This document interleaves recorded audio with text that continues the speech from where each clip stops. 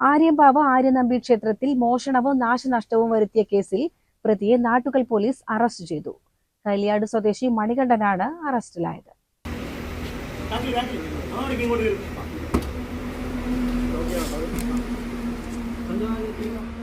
September മാസത്തിലാണ് Nattukal police station പരിധിയിൽപ്പെട്ട ക്ഷേത്രത്തിൽ മോഷണം നടന്നത്. ക്ഷേത്രവാതിലിന്റെ പൂട്ട് പൊളിച്ച് അകത്തു കടന്ന പ്രതി ഭണ്ഡാരം കുത്തി തുറന്ന് അതിലുണ്ടായിരുന്ന 2000-ഓളം രൂപ കവർന്നിരുന്നു. കൂടാതെ ക്ഷേത്രത്തിനകത്തെ അലമാരകളും മറ്റു പൂട്ടുകളും തകർക്കുകയും ചെയ്തതിൽ ക്ഷേത്രത്തിന് 25,000 രൂപയുടെ നാശനഷ്ടം സംഭവിച്ചിരുന്നു.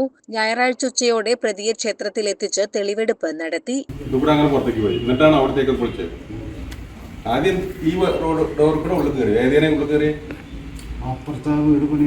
അവിടെയാണ് ആദ്യം വന്നത്. എന്നിട്ട് ആ ഗേറ്റ് കൂടെ വീട് കയറി. എന്നിട്ട് ആദ്യം ഇതിന്റെ ഉള്ളിൽ അങ്ങനെ അപ്പുറത്ത് കൂടെ പോയിട്ടാണ്